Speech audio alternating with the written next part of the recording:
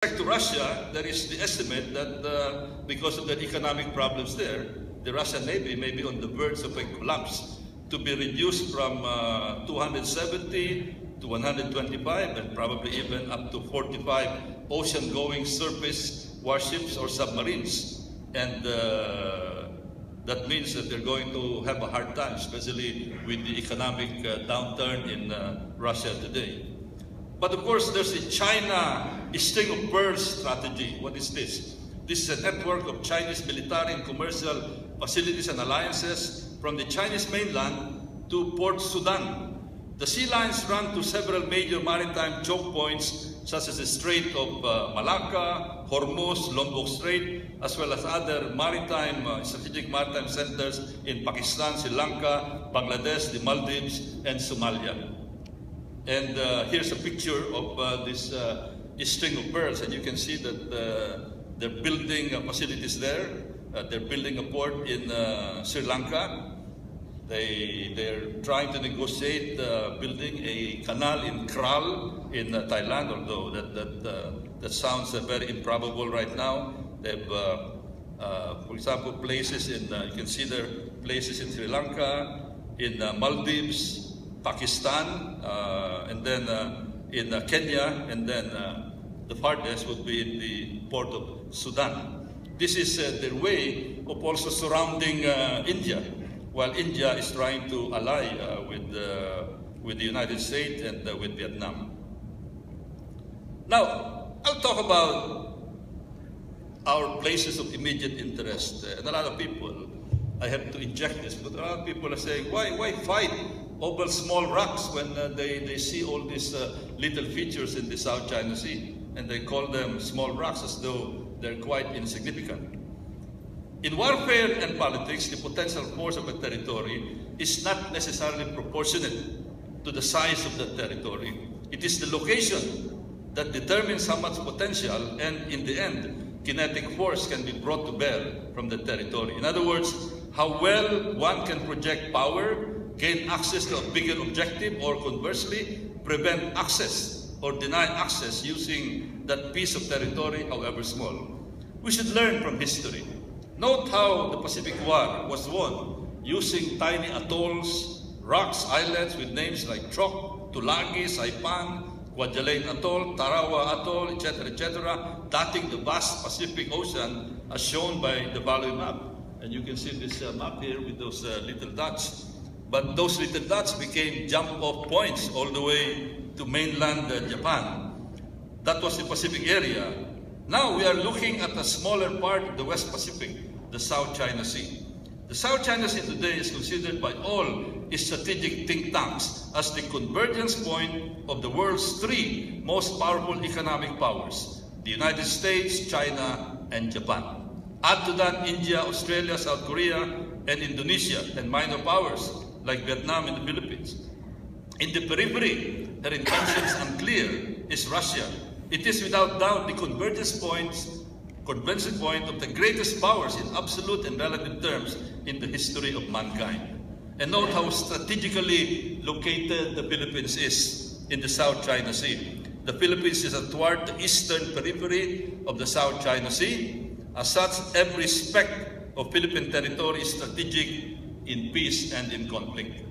And those who dismiss Scarborough Shoal as just small rocks in the middle of the ocean do not or refuse to appreciate the shoal's strategic importance. It is only around 120 nautical miles from the shores of Zambales and so close to the country's vital economic and military installations: Subic, Clark, Metro Manila, primary airports and seaports, power plants, Calabarzon, and our Army, Navy, and Air Force bases. And Scarborough Shoal is not small, including the huge lagoon inside. It is an area of 150 square kilometers, almost the size of Quezon City. And we all know Quezon City is not small. With little engineering works, and this has been shown by China already, its channel can be widened and deepened to make the lagoon accessible to Navy ships. The lagoon's depth is sufficient for China's modern destroyers. A country with advanced construction capability, and that's China, and financial muscle that China, again, can transform this into a naval base. One can easily visualize how many ships can be anchored in a lagoon almost the size of Quezon City. Missiles can be installed there. The shoal that can reach in just a few minutes targets in central Luzon, Metro Manila, and southern Tagalog under the control of China, and they're controlling it now. And once militarized, Scarborough Shoal could be transformed into an unsinkable aircraft carrier permanently parked in our front yard, well within our exclusive economic zone. If anyone doubts the convertibility of Scarborough Shoal for military purposes, consider this. More than 60 years ago, the U.S. Navy converted a similar atoll around 1,200 miles from the Philippines into a staging area for the invasion of the Philippines. This was the Ulithi Atoll, with features similar to Scarborough, only around 4 times bigger. Here's Ulithi Atoll, very similar to Scarborough, and here's how it looked on the eve of the invasion of the Philippines. Imagine all those aircraft carriers, battleships, destroyers, transport supply ships, etc., in that small atoll. That's Ulithi, and that's Scarborough Shoal, or Bajo de Masinloc, very similar.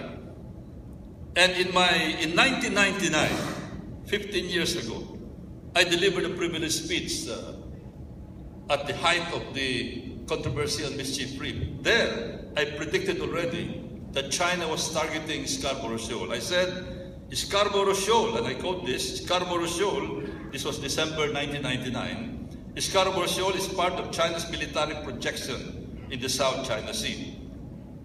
Chinese military contingents are already positioned in various reefs, islets, and rocks of the South China Sea region, particularly in the Spratlys and the Paracels. This was 1999. Scarborough Shoal is just one more step forward in their bid to secure full control of the world's second busiest international sea lane. That's what I said in 1999, and it became a reality. And with respect to the reclamation projects they're doing, we did a little study of what would happen in Mabini Reef, for example. This is Mabini Reef, and you can see there the plan as revealed by IHA Jane. If they position a J11 there, and that's very easy for them to do. A J11 has a 1,000-mile radius. It can fly up to 2,000 miles, an operating radius of 1,000 miles.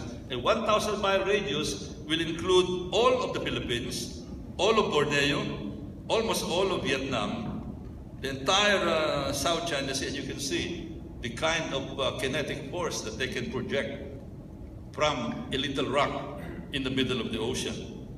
And from the January 6, 2015 article, based on ISS Jane's reports, China in 2014 made significant progress on various land reclamation projects on Johnson South Reef, Johnson North Reef, Quarteron Reef, Gavin Reef, and Fiery Cross Reef. The biggest is Fiery Cross Reef. China appears to be expanding and upgrading military and civilian infrastructure, including radars. And here, I think Bill Hayton also showed this. This is from ISS Jane. China is building an island at least 3,000 meters long on Fiery Cross Reef that could be the site for its first airstrip in the Spratly Islands in the South China Sea. And if this happens, this is going to alter the balance of power in the South China Sea. It will affect not only the security of the Philippines, of Vietnam, and the other coastal states in the South China Sea, but it will affect the security of Japan, Taiwan, South Korea, and the United States. They have land reclamation projects, and when this was disclosed, an American military spokesman, Lieutenant Colonel Jeffrey Poole, issued a statement saying, and I quote, "We urge China to stop its land reclamation programs and engage in diplomatic initiatives to encourage all sides to restrain themselves in these sorts of activities." They're urging China to stop. But I don't know whether that kind of a statement will make China stop. And you can see here the various locations in the South China Sea where they have reclamations already. I pointed that out, and you can see how strategically located they are here. The row of reclamation in that part very close to the Philippines and towards the southern part of the South China Sea. I just came from a forum, a symposium in Japan, where we talked about the new maritime security architecture in Asia. And one of the speakers there is a retired Vice Admiral from the Institute for International Policy Studies of Japan, retired Vice Admiral Koda Yoji, formerly of the Japan Maritime Self-Defense Force. And he talked about the strategic triangle in the South China Sea. Look at this. The moment this is completed, the reclamation here, and then the next, they'll target Scarborough Shoal. They already have the existing installation in Woody Island in the Paracels. So this is what he calls the strategic triangle, that if this is going to happen, this is going to dominate the South China Sea and be a big security headache, not only for the coastal states of the South China Sea, but the other countries like Japan. This is going to alter, as I said, this is going to alter the balance of power. I don't know how Japan and the US are looking at this now, because the threat is not only against us, but the threat is going to be global in nature. And there's another interesting book also, The 100-Year Marathon. I ordered this in advance. This is about to be released in Amazon, Kindle. They're going to deliver it to me soon. And according to Pillsbury, the author, it says that Xi Jinping's call for a strong nation dream can be traced back to the China Dream, a book published in China in 2010 and written by an army colonel named Liu Mingpu. And this book became a bestseller in Japan. Xi Jinping, President Xi Jinping, has been promoting a military buildup and pursuing much more nationalist actions than his immediate predecessors, particularly when it comes to China's territorial claims in the South China Sea. And there's a Navy officer, he used to head the naval intelligence in Pearl Harbor, who recently retired, and he issued a warning. He said, and I quote, "The strategic trend lines indicate the Communist Party of China is not only rejuvenating itself for internal stability purposes, but has been and continues to prepare to use military force," according to Navy Captain James Panel. He said this on YouTube about 2 years ago, and because of that, he was made to retire early because an active Navy officer was supposed not to talk about geopolitics. And he said that the evidence I've been chewing on over the past 15 years is overwhelming. Beijing has prepared for military action, and Chinese President Xi Jinping's China Dream has a defined timeline to reach this rejuvenated end state. And of course, President Xi Jinping has his big carrot to the ASEAN. China is the 10-member ASEAN Group's largest trading partner, with a two-way trade exceeding $400 billion last year. And China proposes to build a maritime Silk Road with Southeast Asia countries where it is locked the vexed dispute over the South China Sea to boost its foreign trade, state media here reported today. But of course, my final note here is that I think we all know that the biggest driver of China's aggressiveness is its economic power. Its economy jumped from almost nowhere in 2002 to what it is today, the number 2 economic power. From a very low per capita income of about $1,000, even a little lower than the Philippines per capita income, to $6,000 and emerging as the number 2 economy, and a lot of people are projecting that in a few years it will become the number 1 economy. But there are some trends that show that this might not exactly happen, because they are projected to have a 7.3 growth rate, which is much lower than the growth rates. You can see the dramatic growth rates that they're experiencing in the past 10, 12 years. And